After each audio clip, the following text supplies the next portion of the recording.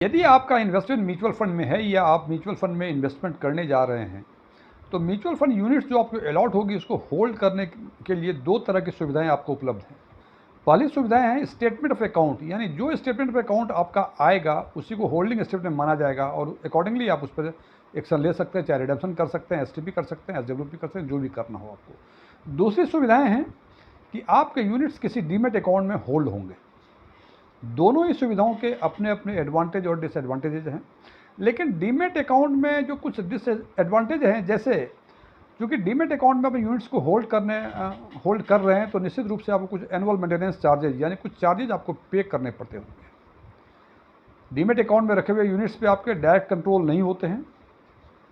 हो सकता है कि यदि रिडीम करने जाएं तो एसओए के कंपैरिजन में रिडेम्पशन में इसमें कुछ 1-2 दिन की और अधिक डिले हो जाए। और जो सबसे अधिक बड़ा डिसएडवांटेज है वो यह है कि यदि आपने यूनिट्स को डीमेट अकाउंट में होल्ड किया हुआ है तो आप उसमें एसटीपी यानी सिस्टमेटिक ट्रांसफ़र प्लान या एसडब्ल्यूपी सिस्टमेटिक विड्रॉल प्लान आप एग्जीक्यूट नहीं कर सकते। यानी उन इन्वेस्टर्स के लिए सेबी ने ईज ऑफ डूइंग बिजनेस को देखते हुए उन म्यूचुअल फंड इन्वेस्टर्स के लिए जिन्होंने अपने यूनिट्स को डीमेट अकाउंट में रखा हुआ है उसको देखते हुए कुछ एक नई पहल की है और उसमें डीमेट अकाउंट में जो म्यूचुअल फंड्स को रखते हैं उनको कुछ विशेष सुविधाएं देने जा रही हैं। ये सेबी का एक नया पहल है। आज हम चर्चा करेंगे सेबी की उसी नई पहल के बारे में कि उन्होंने उन म्यूचुअल फंड इन्वेस्टर्स को जिनके यूनिट्स डीमेट अकाउंट में उनको क्या सुविधाएं देने के बारे में सोच रही है। मैं डीएम झा, आप देख रहे हैं स्टोन टैक्सपिन चैनल। यदि आपको ये वीडियो अच्छा लगे या आपको लगे कि इसमें कुछ नई जानकारी है जो आपको पहले से पता नहीं थी तो आप वीडियो को लाइक करें, अपने फ्रेंड्स के साथ शेयर करें और कमेंट बॉक्स में जाके यस लिखें। और यदि आपको लगे कि इसमें ऐसी कोई जानकारी नहीं है जो पहले से जानकारी नहीं थी आपको, और या तो आपको ये वीडियो ही पसंद नहीं आया हो तो कमेंट बॉक्स में जाके नो लिखें।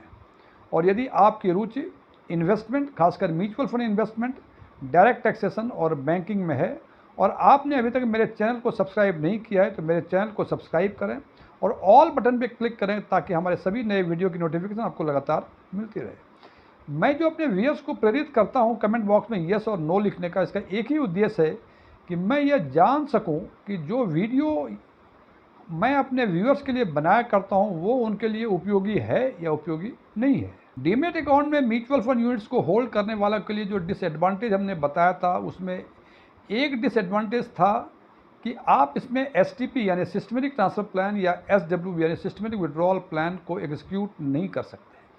इस पर आगे चर्चा करने के पहले एक बर्ड्स आई व्यू देख लें कि एसटीपी और एसडब्ल्यूपी बेसिकली होता क्या है।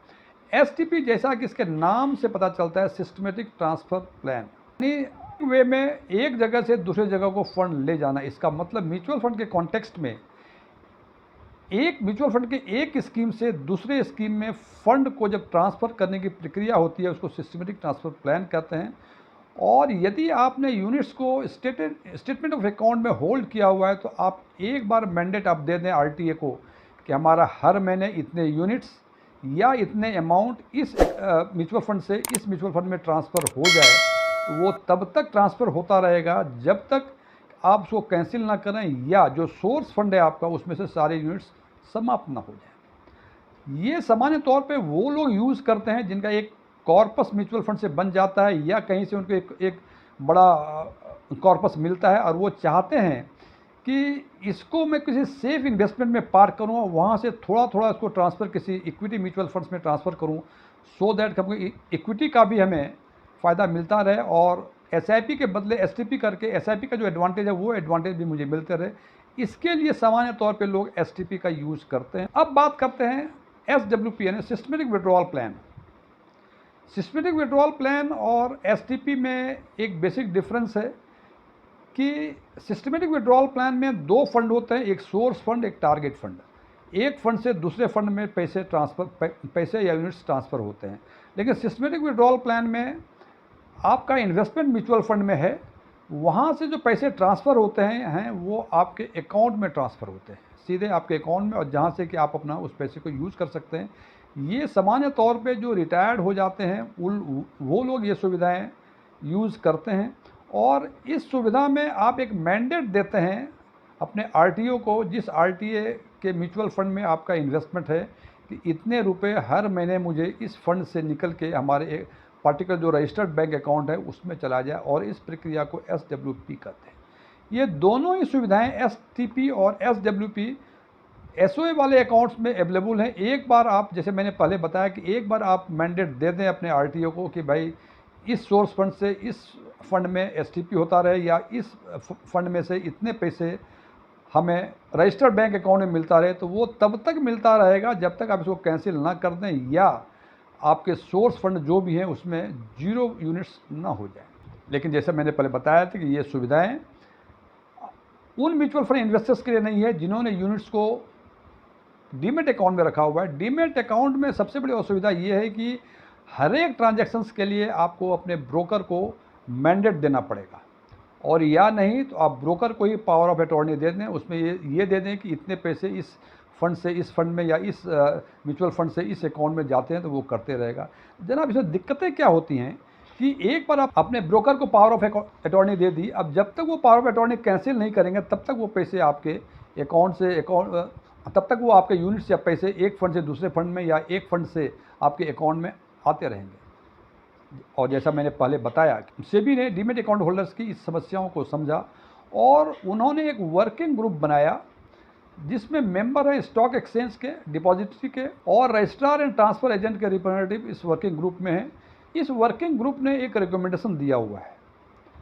उस रिकमेंडेशन में उन्होंने ये कहा है कि वो म्यूचुअल फंड यूनिट्स होल्डर जो अपने यूनिट्स को डीमेट अकाउंट में रखते हैं उनको भी STP और SWP की सुविधाएं दी जाएं, और इसके लिए ये जो इम्प्लीमेंट होगा ये 2 फेज में इम्प्लीमेंट होगा। पहले फेज में यदि आप STP या SWP करना चाहते हैं और आपका यूनिट्स डीमेट अकाउंट में है, तो आप यूनिट बेस्ड STP या SWP का मैंडेट दे सकते हैं। यूनिट बेस्ड मीन्स यहाँ अमाउंट की बातें नहीं होंगी, यहाँ बताया जाएगा कि 10 यूनिट, 20 यूनिट, 50 यूनिट, उसका जो भी ट्रांजैक्शन डे के दिन NAV होगा उसके हिसाब से या तो STP होगा या SWP होगा। इसका मतलब यदि आप STP है तो किसी एक फंड बता दें कि 100 यूनिट्स सोर्स फंड से 100 यूनिट्स ट्रांसफ़र होंगे किसी टारगेट फंड में, तो वो 100 यूनिट्स की NAV जिस दिन ट्रांजैक्शन होगा उसके बेसिस पे अमाउंट वाइज वो ट्रांसफ़र होगा और वैसा इन्वेस्टमेंट हो जाएगा। और इसी हिसाब से यदि SWP करना चाहते हैं तो आपको ये बताना पड़ेगा कि कितने यूनिट्स आपका सिस्टमेटिक विड्रॉल प्लान होगा, और जिस दिन ये ट्रांजैक्शन होगा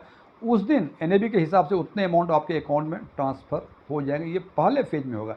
जबकि स्टेटमेंट ऑफ अकाउंट में जो आज के दिन में जो सुविधाएं हैं वो यूनिट बेस्ड भी है और अमाउंट बेस्ड भी है। यानी आप मैंडेट दे सकते हैं या तो कि इतने यूनिट्स हर महीने ट्रांसफ़र करें या इतने अमाउंट हर महीने ट्रांसफ़र करें। लेकिन उन म्यूचुअल फंड इन्वेस्टर जो यूनिट्स को होल्ड करें डीमेट अकाउंट में, पहला फेज में केवल यूनिट बेस्ड होगा और दूसरे फेज में यूनिट बेस्ड और अमाउंट बेस्ड दोनों ही सुविधाएं मिलेंगी। और जब ये सेकेंड फेज इंप्लीमेंट हो जाएगा तब दोनों की सुविधाएं बराबर हो जाएंगी। यानी SOA यानी स्टेटमेंट ऑफ अकाउंट में जिन्होंने यूनिट्स रखा है उनके लिए सुविधाएं, और जिन्होंने डीमेट अकाउंट में रखा है STP और SWP के लिए, दोनों के लिए बराबर सुविधाएं हो जाएंगी, यानी एक समान की सुविधाएं हो जाएंगी। फ्रेंड्स, ये वीडियो क्लोज करने के पहले मैं कुछ डिस्क्लेमर देना चाहता हूँ। मैं कोई म्यूचुअल फंड एडवाइज़र या फाइनेंशियल प्लानर नहीं हूँ। मेरे पास MFI के कोई रजिस्ट्रेशन नंबर नहीं है, न ही मैंने SEBI के कोई एग्ज़ाम पास किए हैं, न ही मेरे ऑफलाइन या ऑनलाइन कोई म्यूचुअल फंड पे क्लासेस चला करते हैं। ओपन डोमेन में जो भी इंफॉर्मेशन अवेलेबल होते हैं उसके बेसिस पे मैं आम लोगों के लिए आम वीडियो बनाया करता हूँ। Thank you.